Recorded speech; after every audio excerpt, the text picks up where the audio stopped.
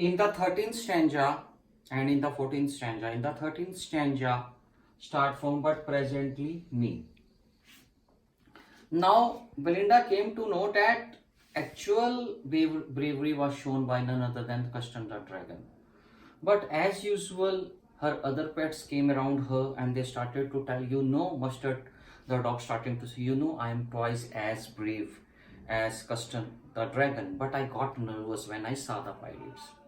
In Ink and Blink, they also came and say, we are thrice as brave as Custard the dragon, but we are shocked to see his bravery in front of the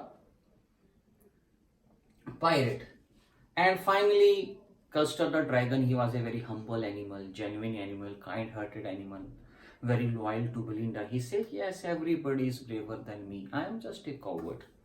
And in the this is the meaning of the stanza 13. In the 14th stanza, which is mixture of the first stanza and the fourth stanza, it has been told that Belinda lives in her little white house with all the pets, with Mustard the dog, little grey rat, the black kitten, and the Custard the dragon.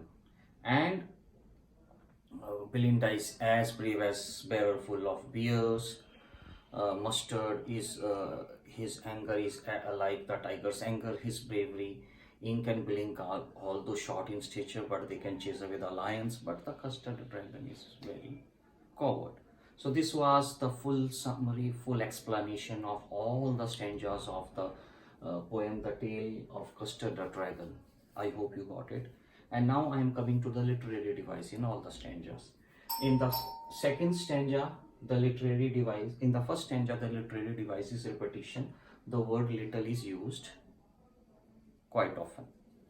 In the second stanza, simile is there. Dog is compared to mustard. Dog is compared to mustard, the color. It is a simile. And alliteration, the coward custard. In the third stanza, dragon mouse to fireplace. It is when the dragon mouse is compared to the fireplace. It is a simile. And the chimney for a nose. Chimney is compared with a nose. That is a metaphor in the third stanza. In the fourth stanza, again the alliteration, big brave as barrel of beers. And here the bravery of Belinda is compared with brave barrel of beers in the fourth stanza. In the fifth stanza, Ink, Blink and Mustard has used the word percival to describe custard. It is a personification. Always remember, in the first stanza, Ink has used the word percival, which is a personification. And after that, up to ninth stanza, there is not so unique and great literary devices. The main literary devices in the 10th stanza is sound of dragon and sound of engine. Sound of dragon is compared with sound of engine. That is a simile. And imagery, attack by dragon. It is a imagery. Attack by dragon. It is a imagery in the 10th stanza. In the 11th stanza, the alliteration, gulped George. The pirate gulped the George, drink the beer. So it is an alliteration. In 12th stanza, glee gyrate, again is alliteration. So this, in totality, this is the total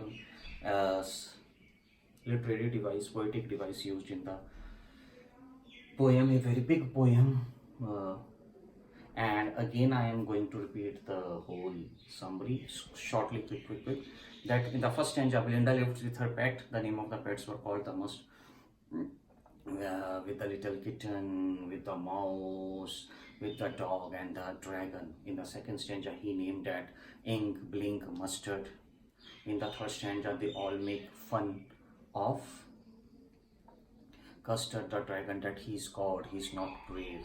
In the fourth stanza, it is told that how Belinda is as brave as barrel of this, and Mustard is brave as the tiger's anger. Ink, Blink can chase away even the lions.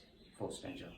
In the fifth stanza, it has been told that how Belinda used to tickle him for very cruelly for fun, and everybody laughs, even Ink and Blink laughs, this and that, and they ask for his age also. In the sixth stanza, it has been conveyed by everyone that Custard the dragon is very coward. He cannot do anything. He just remain. He is shell. And also in one of the stanza it has been described that the Custard the dragon has big teeth, spike on his back. He can spit fire like chimney. The uh, noise came from his nose like the chimney, the sound, the smoke comes from, but still he is not real. Seven, Sandra, everyone is happy, this and that, and some pirate is coming, and the pirate is going, some pirate is coming, so the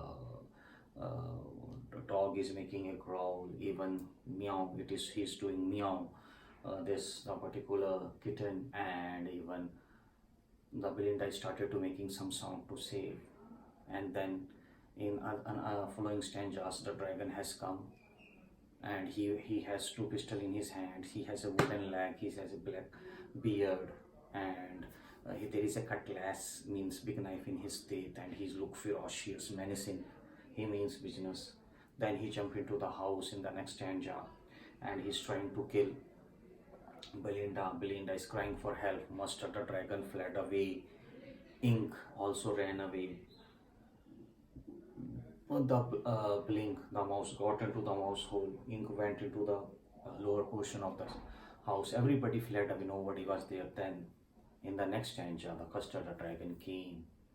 He was standing in front of him. He was full in rage, this and that, and he's showing that how brave he is. Even he was making the noise like an engine, and out of his nose the smoke was coming, and he banged his tail on the ground like two metal strikes away, and he was this very in menacing manner. In the next stanza, the most important stanza, the pirate was stunned to see that a dragon is going to face him. He just drank his wine, put out his pistol, fired two fires, which Custard the dragon missed. Then he again swallowed the full custard. In the next, everybody was overjoyed. Belinda embarrassed him. Ink and Blink revolved around her and make joy. And then in the second last stanza, Ink and Blink were telling that they were thrice as brave as Custard the dragon, but they were shocked that he did so well. Even the Mustard, he was twice as brave as Custard, but he felt nervous in the front of the pirate. In the last stanza, again the same story. Custard says, "Yeah, you people are braver than me." That's it. Thank you very much.